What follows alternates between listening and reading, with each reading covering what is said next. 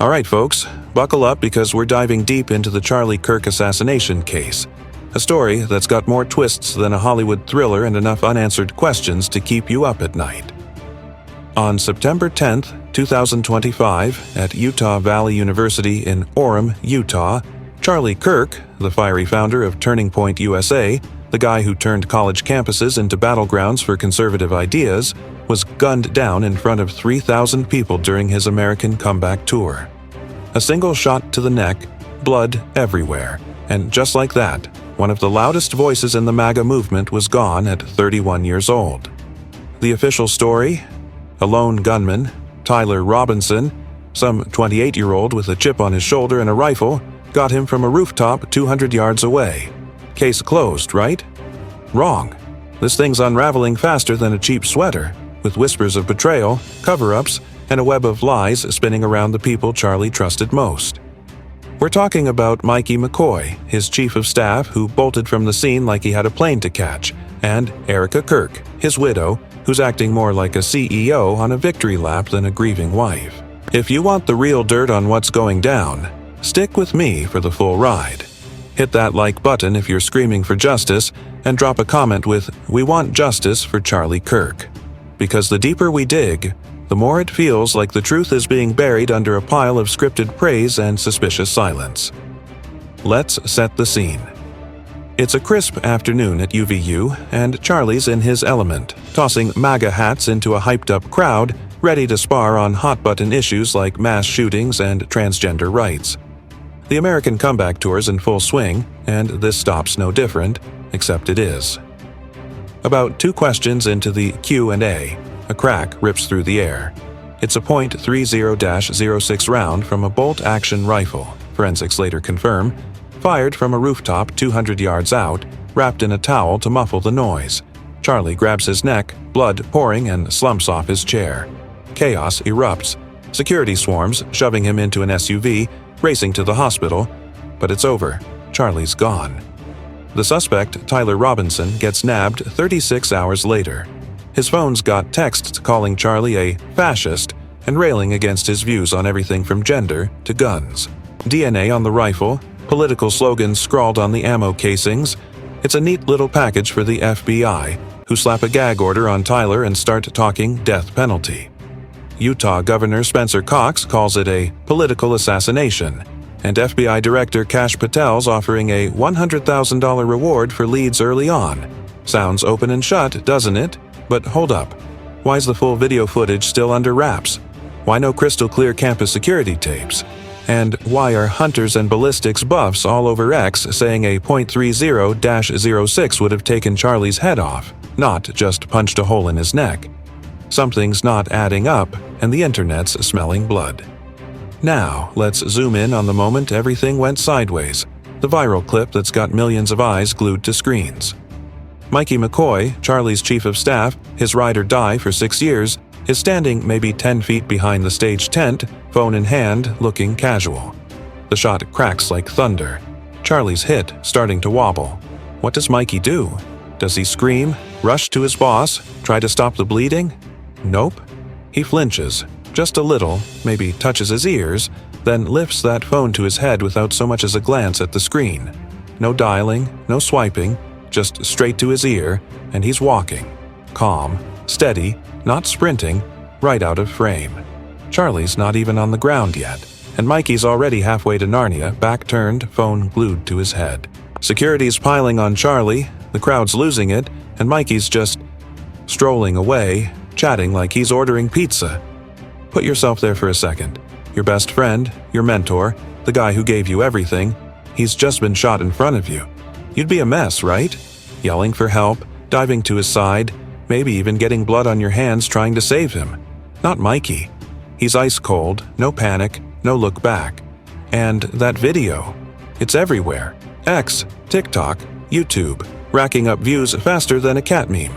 People are dissecting it frame by frame, and what they see ain't pretty. Candace Owens, whose podcast just hit #1 globally, is leading the charge on this. She dropped a bombshell episode last week, zeroing in on Mikey's weird behavior. Mikey was behind the tent when Charlie got shot, she says, and in less than a second, He does something I find quite strange. He puts his phone to his ear and begins a conversation. She's not just speculating. She says she confronted Mikey off-air, asked him point-blank who he was calling, and got nothing but silence.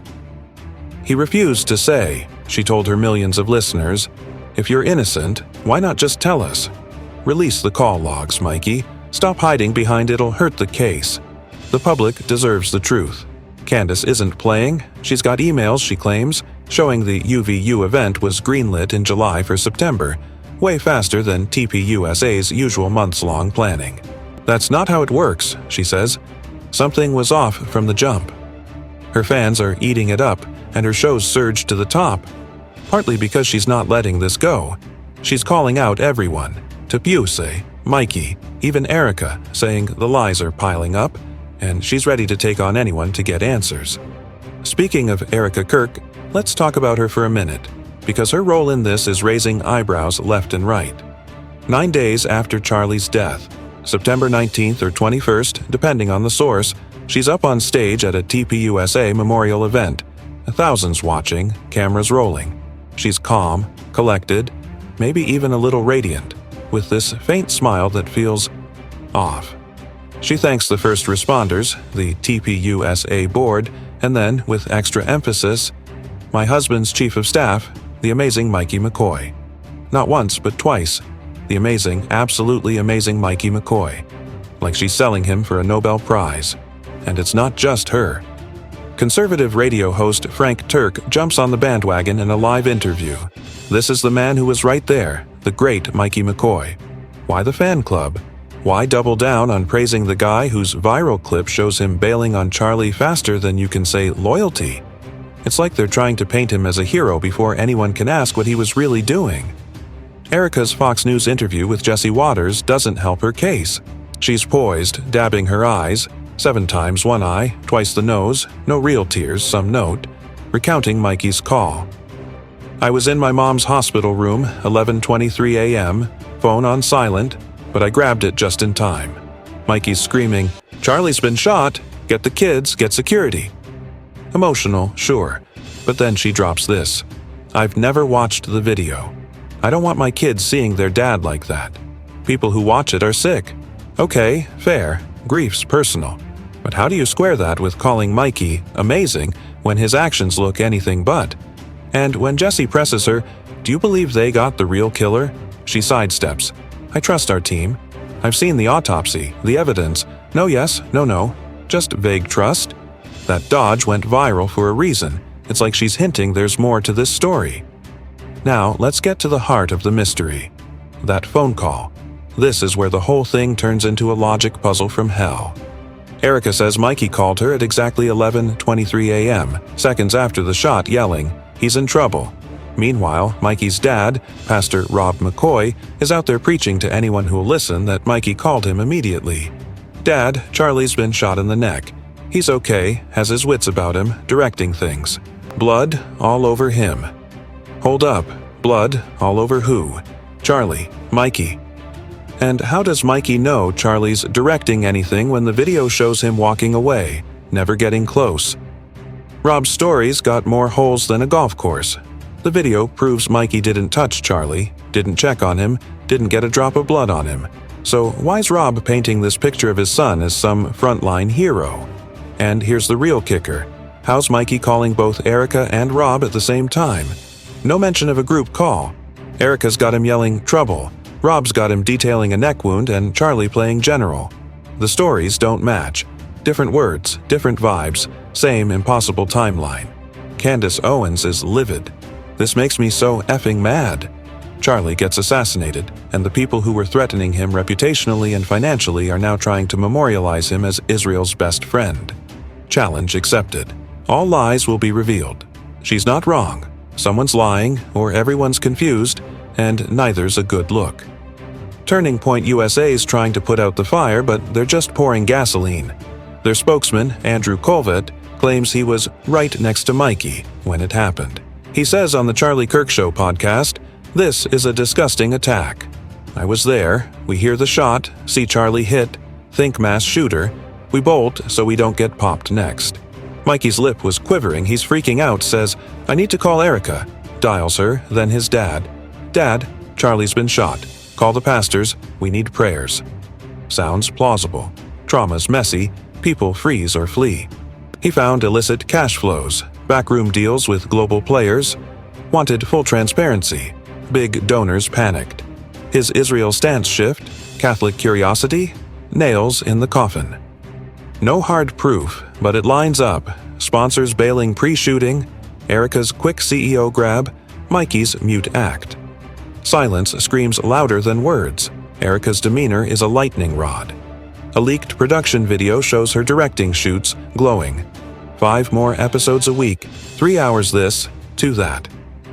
Weeks after her husband's public execution, she's radiating joy. "Lady, wasn't your man just gunned down?" whispers one ex-user with 5K retweets. Affair rumors swirl. Owens hints at proof in phone records. Erika's lit up, Mikey mentions. Her fox tears? Calculated, some say. 7 dabs, 1 eye, 2 no's, no streams. But at the Medal of Freedom ceremony, real waterworks. Faith-driven strength, her C.S. Lewis grief book nod, or a performance. She forgives Tyler instantly, trusts the autopsy team, but dodges. Do you think they got the killer? No straight answer, just, I trust our team. That vagueness, viral gold. It's like she's hinting at a bigger story without saying it. TPUSA's post-death cash haul, $70 to $90 million in weeks, doesn't help. Freedom Charlie t-shirts at memorials, merch flying like it's Black Friday, grief as a business model. Colvett calls attacks baseless, but no logs, no timestamps, no autopsy drop. Why? Case integrity. Owens isn't buying it. Total BS, show us. And the military connections. Deep rabbit hole. Rob McCoy's ex-Navy psych ops. TPUSA's roster? Stacked with ex-military. Even Charlie's hospital docs? Tied to the machine. Owens floats a wild one. All big players, Mr. Beast, media, MIC tentacles. Operations, not chaos paranoid? Maybe, but Charlie's last text? Chilling.